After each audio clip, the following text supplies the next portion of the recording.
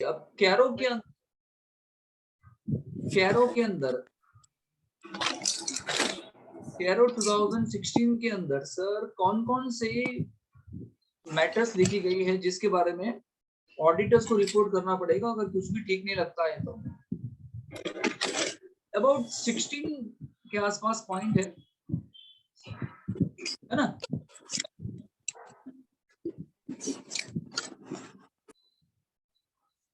16 के आसपास पॉइंट बताए गए हैं। आपको ये 16 पॉइंट्स चेक करने पड़ेंगे कंपनीज के अंदर, ऑडिटर को चेक करने पड़ेंगे। और अगर उसको कुछ लगता है कि भाई ठीक नहीं है उसमें से कोई भी पॉइंट जो बताया गया था, जो डिटेल्स बताई गई थी, अगर वो ठीक नहीं लगता है उसको, तो उसके बारे में ऑडिटर रिपोर्ट करता है। पहला पॉइंट है इसके अंदर फिक्स असेट्स। कौन सा है? Fix assets. चलिए एक बात बताओ, एसेट कितने प्रकार की होती है? अगर मैं एसेट की बात करूं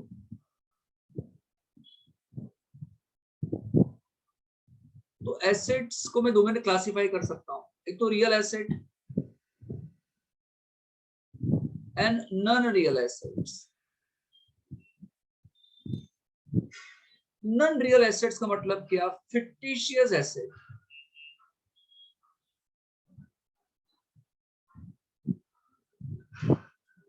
फिक्टिशियस एसेट्स, अंडरराइटिंग कमीशन हो, discount on issue of debentures हो, प्रिलिमिनरी एक्सपेंसेस हो, जो इकट्ठा किया हुआ एक्सपेंस है, इकट्ठा किया हुआ लॉस है, जिसको बेचने से कुछ नहीं मिलता है सर। रियल एसेट्स का मतलब रियली उसको बेचने से कुछ ना कुछ पैसे मिलते हैं। हम दो में क्लासिफाई कर सकते हैं। एक तो इसके अंदर आ सकता है fix assets,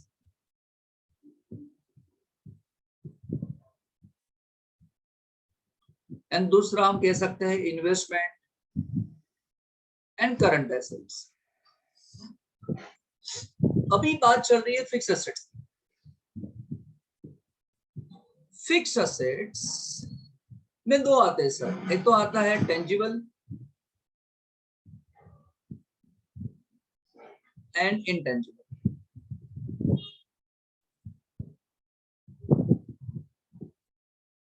fix assets, tangible, intangible. करना क्या है ऑडिटर को? क्या करना है? कोई भी कंपनी होगी जहां पे ऑडिट करने जाएगा उसको चेक करना है कि जो फिक्स एसेट्स है, टेंजिबल इंटेंजिबल है, इस फिक्स एसेट्स के लिए 1, 2 एंड 3 पॉइंट चेक करने हैं। This is 1, this is 2 and this is 3। 3 point check करना है। पहली बात तो क्या इस फिक्स एसेट्स के लिए कंपनी ने प्रॉपर रिकॉर्ड्स मेंटेन किए हैं कि नहीं?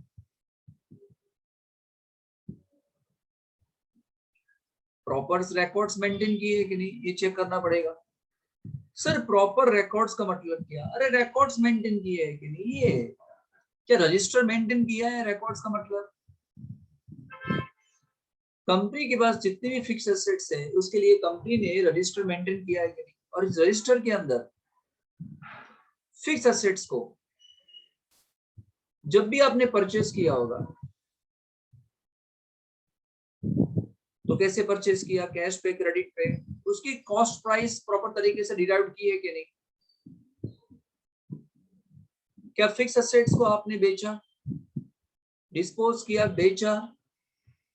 फिक्स एसेट्स पे प्रॉपर तरीके से डेप्रिसिएशन गिना गया है कि नहीं? ये सब चीज चेक करनी है। प्रॉपर रिकॉर्ड्स मेंटेन की गए हैं कि नहीं, वो आपको चेक करने हैं, ऑडिटर को चेक करना है। बोलिए।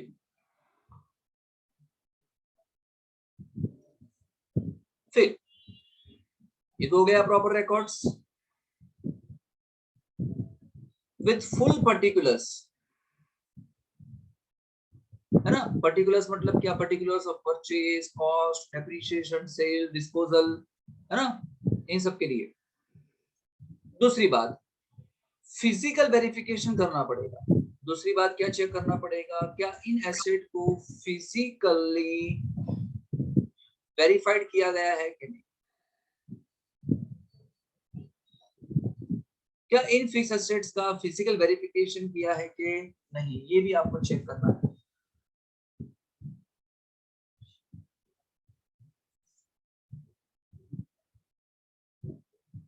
एसेट तो दो होती है ना, एक होता है टेंजिबल, दूसरा होता है इंटेंजिबल फिक्स एसेट्स के अंदर। और जो एसेट इंटेंजिबल है उसका कोई फिजिकल एग्जिस्टेंस नहीं होता।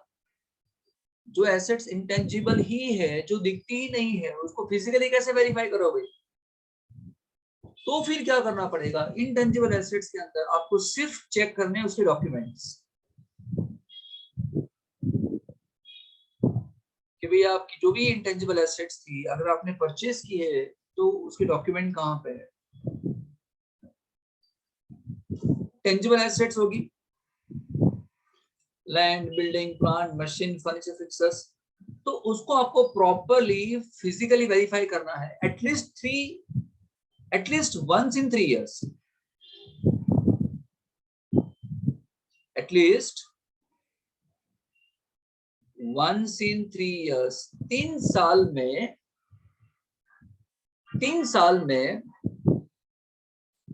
एक बार मैनेजमेंट ने उसको वेरीफाई किया है कि नहीं। देखो क्या लिखा है, physically verified by the management. Auditor को फिजिकली वेरीफाई नहीं करना है, मैनेजमेंट को करना है, लेकिन ऑडिटर को चेक करना है कि मैनेजमेंट ऐसा कर रही है कि नहीं कर रही है।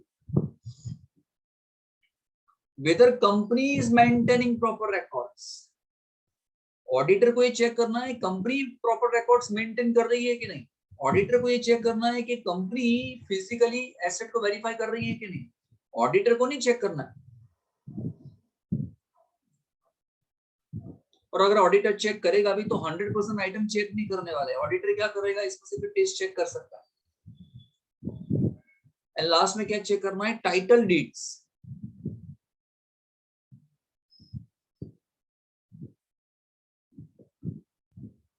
टाइटल डीड्स का मतलब क्या, कंपनी के पास फिजिकल एसेट्स भी है, कंपनी उसका प्रॉपर कंपनी के पास एसेट्स भी है, कंपनी उसको फिजिकली वेरीफाई भी करती है, लेकिन क्या वो एसेट कंपनी के नाम की है कि नहीं। ऐसा तो नहीं है कि कंपनी ने वो एसेट बाय ही नहीं की है,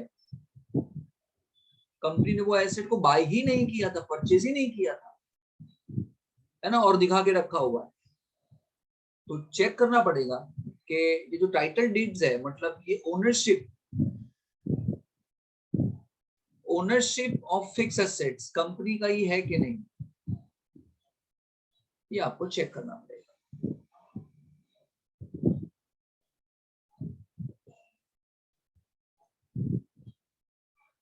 बोलिए, डन? हाँ सर। हाँ सर।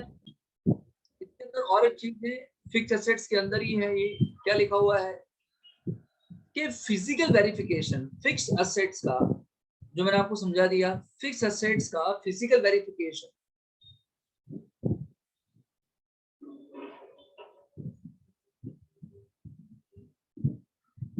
फिक्स एसेट्स का फिजिकल वेरिफिकेशन मैनेजमेंट ने रीजनेबल इंटरवल्स पे किया है कि नहीं। अब यहाँ पे रीजनेबल इंटरवल्स लिखा गया है, कोई टाइम नहीं बताया गया कि भाई 6 महीने, 1 साल, 2 साल, ऐसा नहीं बताया गया है। डिपेंड करता है कि आपका बिजनेस कैसा है, नेचर ऑफ बिजनेस पर डिपेंड करता है। मैंने आपको बताया कि जनरली क्या होता है, फिक्स एसेट्स का physical verification at least once in 3 years होता है, करना चाहिए। फ्रीक्वेंसी आप ज्यादा भी बढ़ा सकते हो, है ना, थ्राइस इन 3 years, है ना, ट्वाइस इन 3 years, वो तो डिपेंड करता है ना, किस प्रकार का बिजनेस है आपका। अच्छा, फिजिकल वेरिफिकेशन किया तो क्या कंपनी ने, मैनेजमेंट ने कोई मटेरियल डिस्क्रिपेंसीज फाइंड किया कि नहीं। अगर वेरिफिकेशन किया तो क्या होगा, वेरिफिकेशन करने से क्या होगा, का तो बुक में जितनी एसेट लिखी होगी उतनी फिजिकली होगी, बुक में जितनी एसेट्स होगी is equal to actual assets भी इतनी ही होगी। या ऐसा हो सकता है कि बुक की एसेट ज्यादा हो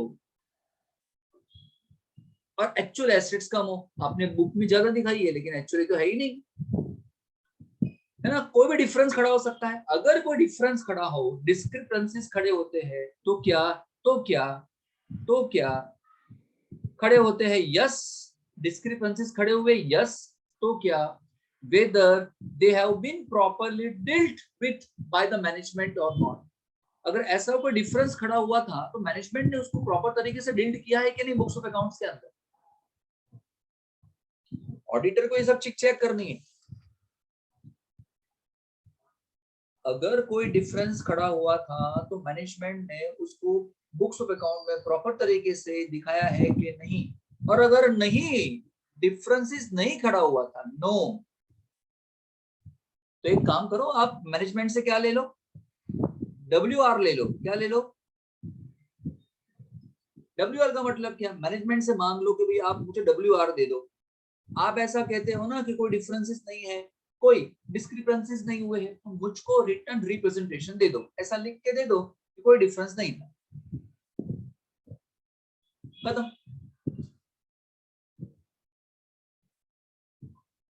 बोलिए समझ में आया क्या कह रहा हूँ। फिक्स एसेट्स के बाद दूसरा पॉइंट आता है इन्वेंटरीज के बारे में। किसके बारे में, इन्वेंटरीज के बारे में। अब ऑडिटर ये चेक करेगा कि इन्वेंटरीज को प्रॉपर तरीके से मैनेजमेंट ने दिखाया है कि नहीं दिखाया। तो एक बात बताओ, इन्वेंटरीज में क्या क्या आता है।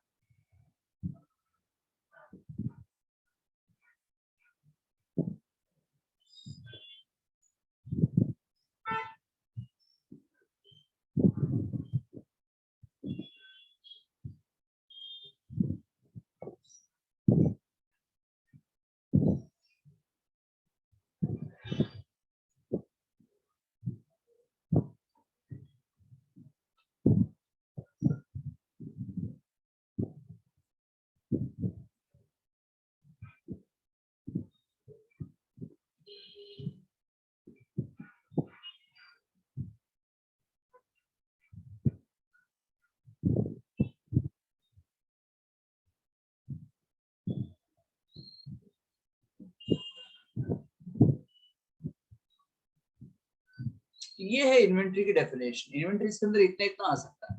Inventory includes all this things. It means raw material, semi finished goods, finished goods, stores, consumables, packages and by product. Again auditor को करना क्या है, ऑडिटर को ये करना है, ये चेक करना है इन्वेंटरीज के अंदर तीन चीजें चेक करनी है इसको।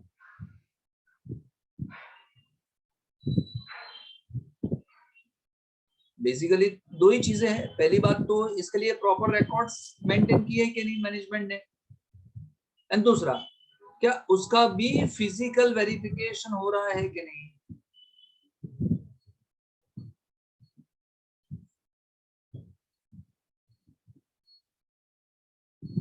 क्या मैनेजमेंट ने इसके लिए प्रॉपर रिकॉर्ड्स मेंटेन किए है कि नहीं, है ना। रिकॉर्ड्स मेंटेन करना बहुत जरूरी है, जिससे पता चलेगा कि कोई डिफरेंस खड़ा हुआ है कि नहीं। डिफरेंस जानने के लिए यानी एक्चुअल जितनी इन्वेंट्री है, फिजिकल जितनी आपके पास इन्वेंट्री है और बुक में दिखाई है वो इन्वेंट्री है, दोनों मैच कर रहा है, वो जानने के लिए आपको रिकॉर्ड्स मेंटेन करना बहुत जरूरी है। रिकॉर्ड्स आप दो तरीके से कर सकते थे। एक तो परपेचुअल रिकॉर्ड सिस्टम आता है एक,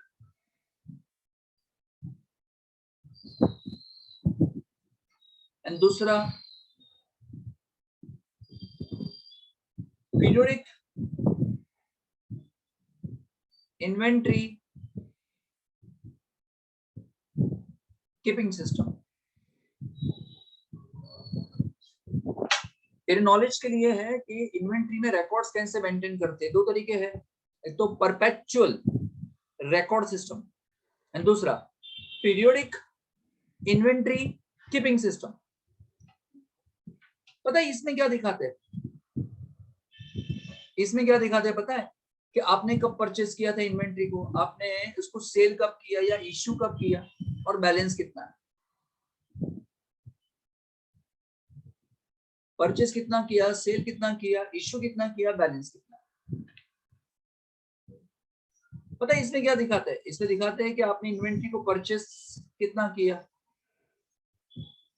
इन्वेंट्री को, फिर इसमें से कंज्यूम कितना किया, कंज्यूम एंड क्लोजिंग स्टॉक कितना है, ये दिखाता है ना बैलेंस। तेरे ज्ञान के हेतु मैंने ये बताया है कि इन्वेंट्री को कैसे रिकॉर्ड करते हैं। दो तरीके हैं, एक तो perpetual record system and periodic inventory keeping system, जिसमें कौन कौन से कॉलम्स बनाते हैं इन्वेंट्री को रिकॉर्ड करने के लिए, वो बताया है ना।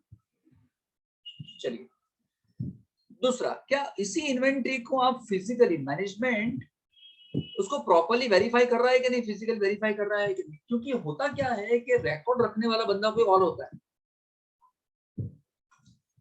ना, रिकॉर्ड रखने वाला बंदा अलग होगा ना, और मैनेजमेंट को वेरीफाई करना पड़ेगा कि भाई रिकॉर्ड रखने वाला बंदा या इसके इर्द गिर्द जो भी लोग शामिल है, आसपास जो भी लोग है इन्वेंट्री के आसपास, वो क्या इस इन्वेंट्री का चोरी तो नहीं कर रहे। तो मैनेजमेंट को क्या कराना पड़ता है, उसका फिजिकल वेरिफिकेशन कराना पड़ता है कि इन्वेंट्री हमारी चोरी तो नहीं हो रही है।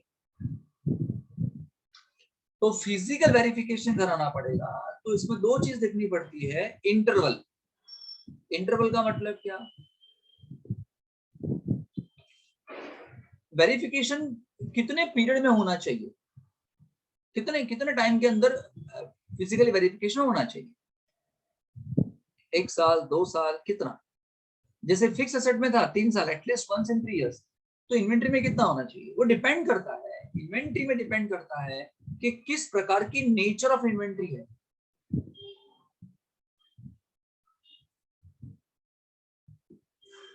सर नेचर ऑफ इन्वेंट्री का मतलब क्या, तो आप जिस इन्वेंट्री को अपने पास रखते हैं, कंपनी ने अपने पास जिस इन्वेंट्री को रखा है, वो इन्वेंट्री का नेचर कैसा है, मतलब वो लिक्विड नेचर की इन्वेंट्री है, लिक्विड है, या वो बल्कि है, सॉलिड है, क्या है क्या। मान लो अगर कोई पेट्रोल बेचता है तो पेट्रोल उसके लिए स्टॉक हो गया ना, पेट्रोल पंप के लिए पेट्रोल तो स्टॉक हो जाएगा ना, इन्वेंट्री हो जाएगा, जिसको परचेस करके सेल करता है, तो वो लिक्विड नेचर की हो गई इन्वेंट्री। अब उसको कैसे फिजिकली वेरीफाई करेंगे, है ना, किस तरीके से करना पड़ेगा, है ना, डिपेंड करता है कि किस प्रकार की इन्वेंट्री है। एंड दूसरा इंटरवल, एंड दूसरा प्रोसीजर। ठीक है, आपने इन्वेंट्री को वेरीफाई तो किया, लेकिन प्रोसीजर कौन सा था, कौन सा फॉलो किया।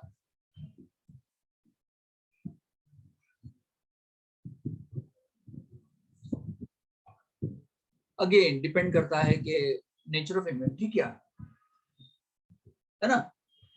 अलग अलग इन्वेंट्री को चेक करने के लिए, अलग अलग इन्वेंट्री की वैल्यू चेक करने के अलग अलग तरीके होते हैं सर, इतना इजी नहीं होता। और सबसे टफ होता है सेमी फिनिश्ड गुड्स की वैल्यू जानना, इसकी वैल्यू जानना। 31 मार्च को ऐसा कितना स्टॉक था जो आधा कंप्लीट था, आधा कंप्लीट नहीं था, तो 31 मार्च को उसकी वैल्यू जानना बहुत टफ होता है। कुछ कंपनी में ऐसा होता है ना कि जो रॉ मटेरियल से फिनिश गुड्स का जो प्रोसेस होता है ना, वो कंटिन्यूअस होता है, कंटिन्यूअस, बीच में स्टॉप नहीं हो सकता। तो कंटिन्यूअस प्रोसेस के अंदर जो बीच में स्टॉप होता ही नहीं है, 31 मार्च आए कि ना आए हमें उसको कोई फर्क नहीं पड़ता।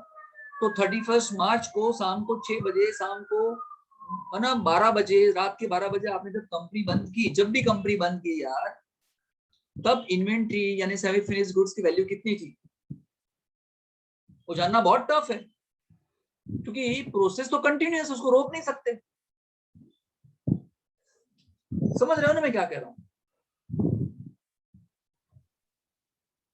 जो वुड होता है ना, वुड, वुड लकड़ा, वुड को हम चॉप करते हैं, वुड को चॉप करेंगे, चॉप के बाद हम उसको स्टीम करेंगे, बॉईल करेंगे, फिर उसके पल्प निकलेंगे, पल्प में से हम पेपर निकालेंगे, ठीक है, पेपर बनाने के लिए। अब ये जो काम होता है ना पूरा कंटिन्यूअस होता है, उसको रोक नहीं सकते आप।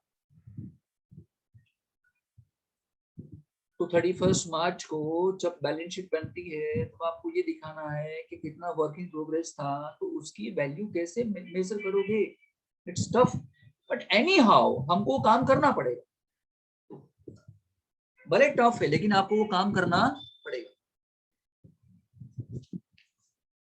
हेलो, हाँ सर। हाँ सर। समझ के अंदर ही मैंने सब बता दिया आपको कि इन्वेंट्री के अंदर ही आपको क्या करना पड़ेगा, आपको जानना पड़ेगा मटेरियल डिस्क्रिपेंसीज क्या है। मटेरियल मतलब आपने इन्वेंट्री को फिजिकली वेरीफाई किया, बुक से कंपेयर किया, एक्चुअल स्टॉक को बुक से कंपेयर किया, आपको मालूम चला कि एक्चुअल स्टॉक दिखाया है इन लोगों ने, फॉर एग्जांपल एक्चुअल स्टॉक दिखाया है 1000 एक्चुअल स्टॉक, और बुक में दिखाया है for example 1002 actual actual actual दिखाया था कितना, एक्चुअली कितना है 1000 और बुक में कितना दिखाया है 1002। ठीक है सर, ज्यादा कोई डिफरेंस नहीं है, मटेरियल डिफरेंस नहीं है, दैट इज ओके फाइन, ठीक है, एक दो यहाँ वहां कहीं होगा, लेकिन बहुत बड़ा डिफरेंस हो यार, मतलब है ना, बुक में दिखाया है, बुक में दिखाया बहुत ज्यादा और फिजिकली बहुत कम है ना, और एक एक यूनिट की, एक एक पीस की बहुत बड़ी प्राइस है, ऐसा नहीं है कि भाई छोटे रुपीस का है, ये बहुत बड़ी प्राइस है उसकी। तो ऐसे केसेस में हम क्या बोलते हैं, मटेरियल डिफरेंसेस। अगर मटेरियल डिफरेंसेस हुए हैं, यस, अगर हुआ है ऐसा, तो क्या मैनेजमेंट ने उसको अपने बुक्स ऑफ अकाउंट में प्रॉपर तरीके से डील किया है कि नहीं, और अगर नो, और अगर ऐसा है कि कोई डिफरेंस ही नहीं है, तो मैनेजमेंट से क्या मांग लो आप, बोलो।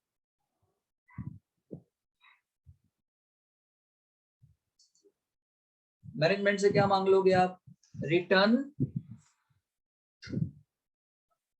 रिप्रेजेंटेशन मांग लोगे कि मैनेजमेंट ऐसा बोल रहा है कि भाई कोई डिफरेंस नहीं है, तो हमको लिखित में दे दे, हमको लिख के दे दे कि सब कुछ बराबर है। इससे कल कल उठ के अगर कोई चीज मालूम चलती है कि गलत है, तो इसमें ऑडिटर का नाम नहीं आना चाहिए, मेरा नाम नहीं आना चाहिए। बोलो क्या बोलते हो।